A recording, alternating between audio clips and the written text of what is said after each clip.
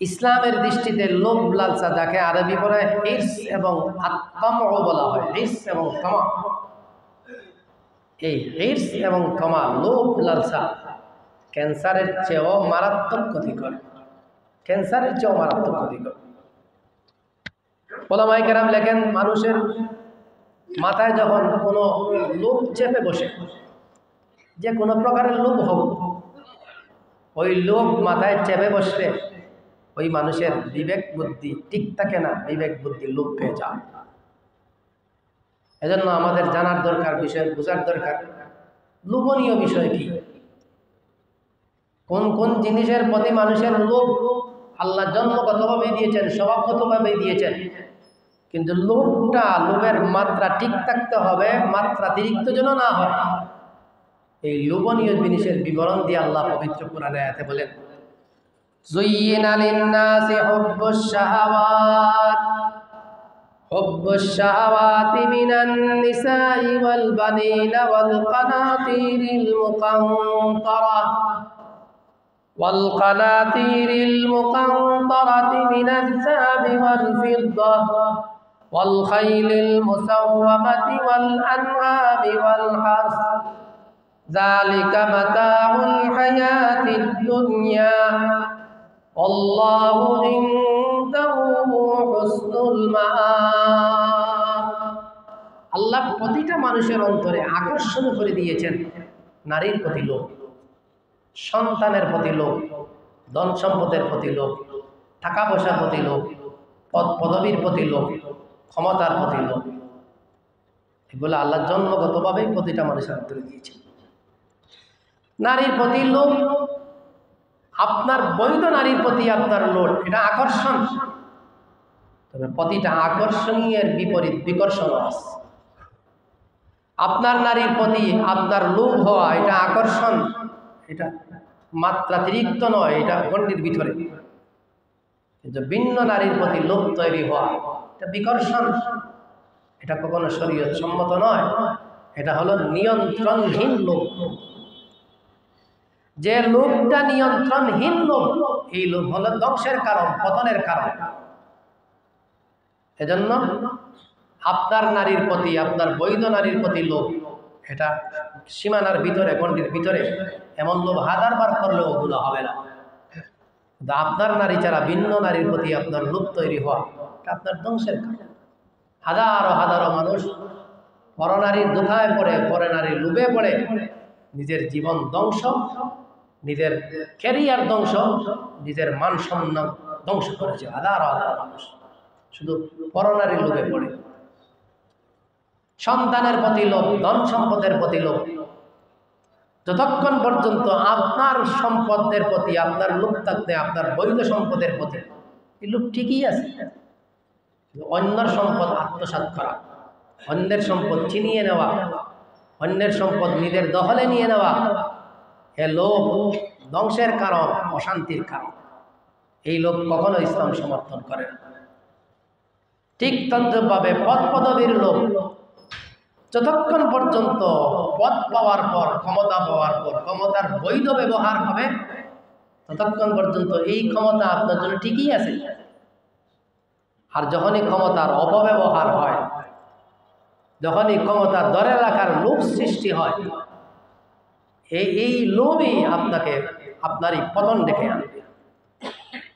এজন্য মানুষের জীবন ধ্বংস করার জন্য লোভ যথেষ্ট। শুধু মানুষের জীবন বিপন্ন করার জন্য নয়, একটা রাষ্ট্র ধ্বংস করার জন্য রাষ্ট্রীয় লোভ বড় ক্ষতিকর বিষয়। আজকাল যারাই যখনই যে অবস্থায় অবৈধভাবে জুলুম নির্যাতন করে রাষ্ট্রকে, রাষ্ট্র ক্ষমতা ধরতে বসেছে, রাষ্ট্র ক্ষমতা ধরে রাখতে চেয়েছে, এই লোভ তাদেরকেই এক সময় ধ্বংসের দিকে ঠেলে দিয়েছে। এই লোভই মানুষটাকে ধ্বংস করেছে, রাষ্ট্রটাকেও পতন করেছে। লোভের কারণে রাষ্ট্রের পতন হয়, লোভের কারণে শুধু ইমানের পতন হয় না, লোভের কারণে অনেক জিনিসই ধ্বংস হয়।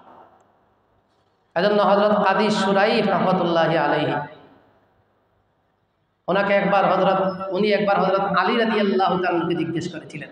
কাজী শুরাইহ, বিখ্যাত কাজী শুরাইহ রাদিয়াল্লাহু তাআলা, উনি একবার হযরত আলী রাদিয়াল্লাহু তাআলাকে জিজ্ঞেস করেছিলেন, মা সুবাতুল ঈমান, যে ঈমানের স্থায়িত্বটা কোথায়? মা সুবাতুল ঈমান ওয়া যাওয়ালুহু, যে ঈমানের স্থায়িত্বটা কোথায়? কোন জিনিসের ভিতরে ঈমানের স্থায়িত্ব আছে আর কোন জিনিসের দ্বারা ঈমান চলে যায়? এটা আমাদের জানার দরকার, বোঝার দরকার। কোন জিনিসের দ্বারা ঈমানের স্থায়িত্ব হয় আর কোন বস্তুর কারণে ঈমানের বিপন্ন হয়, ঈমানের পতন হয়। হযরত আলী রাদিয়াল্লাহু তাআলা বলছিলেন, সুবাতুল ঈমান আল ওয়ারউ, ঈমানের স্থায়িত্বটা হইল খোদাভীতির উপর, তাকওয়ার উপর। যার যত বেশি তাকওয়া আছে তার তত বেশি ঈমান আছে। যেন ঈমানের স্থায়িত্বতা, ঈমানের দৃঢ়তা, এটা হইল তাকওয়ার উপর। আর অজাওয়ালুহু, ঈমান এর পতনের কারণ হইল আত-তামউ ওয়াল হিরস, লোভ এবং লালসা। লোভ এবং লালসা এটা ঈমানের পতনের কারণ। আর শুধু ঈমানের পতনের কারণ নয়, লোভ লালসা রাষ্ট্র পতনের কারণ, সমাজ পতনের কারণ, আন্তর্জাতিক অঙ্গন পতনের কারণ হইল লোভ লালসা। এজন্য মুআজ্জাজ হাদিরিন, আমরা যদি আমাদের ঈমানকে টিকিয়ে রাখতে চাই, তাহলে ১ নম্বর তাকওয়ার দ্বারা ঈমানের স্থায়িত্ব হয়।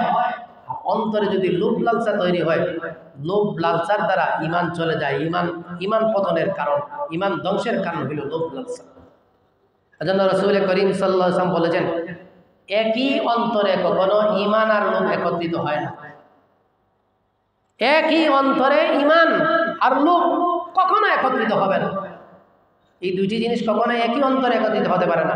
আপনি যদি বলেন ঈমানদার, তাইলে আপনার অন্তরে মাত্রাতিরিক্ত লোভ থাকতে পারে না। আর আপনি যদি বলেন আপনার অন্তরে লোভ আছে, আপনি কখনো ঈমানদার হতে পারবেন না। আর লোভটা বড় ক্ষতিকর জিনিস। রাসূল বলেন, একই অন্তরে ঈমান আর লোভ একত্রিত হতে পারে না। কারণ ঈমান, যে ঈমানের পরিণতি, যেটা ঈমানের ফলাফল হইল ধৈর্য, ঈমানের ফলাফল হইল তাকওয়া, ঈমানের ফলাফল হইল অল্পতে তুষ্ট থাকা। পক্ষান্তরে আপনার অন্তরে যদি লোভ থাকে, লোভের পরিণতি ধ্বংস, লোভের পরিণতি হইল ধৈর্য হারা, লোভের পরিণতি হইল অল্পতে তুষ্ট না থাকা।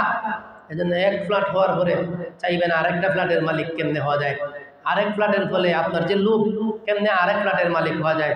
ঢাকার ভিতরে ৭-৮টা ফ্ল্যাটের মালিক হওয়ার পরে যাইবেন বিদেশে কেমনে আরেকটা ফ্ল্যাট হওয়া যায়। আমেরিকায় ১ বাড়ি হওয়ার পরে চিন্তা করবেন মালয়েশিয়া আর বেলজিয়ামে কেমনে আরেক বাড়ি হওয়া যায়। মালয়েশিয়া বেলজিয়ামে ১ বাড়ি করার পরে কানাডা তো বাকি রইল, কানাডায় কেমনে আরেক বাড়ি করা যায়। এইভাবে লোভ আপনাকে ধ্বংস করবে, লোভ আপনার পতন ডেকে আনবে।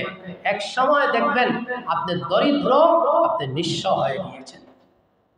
এজন্য লোভ লালসার শেষ পরিণতি, অতি লোভে মানুষ দরিদ্র হয়, অতি লোভের কারণে মানুষ পথের ভিখারি হয়, অতি লোভের কারণে মানুষ শেষ পর্যন্ত কারাগারে অবস্থান নেয়, অতি লোভের কারণে মানুষের দুনিয়াটা সংকীর্ণ হয়ে যায়। এত বিশাল পৃথিবী হওয়ার পরেও দেখবেন অতি লোভে মানুষটা থাকার মতো জায়গা পাচ্ছে না, ইন্দুরের মতো একটা গর্তও তার মিলছে না। কারণ অতি লোভের কারণে দুনিয়া সংকুচিত হয়ে যায়, দুনিয়া বিপন্ন হয়ে যায়। এজন্য রাসূল করিম সাল্লাল্লাহু আলাইহি ওয়াসাল্লাম বলেন, ইয়াকা ওয়াত তামা, হে আমার সাহাবীরা সাবধান, লোভ লালসার থেকে দূরে থাকো, লোভ লালসার থেকে দূরে থাকো। ফাইন্নাহুল ফাকরুল হাদির, লোভ লালসা এটা তোমার কাছে দরিদ্রতা উপস্থাপন করবে, তোমার কাছে দরিদ্রতা নিয়ে আসবে।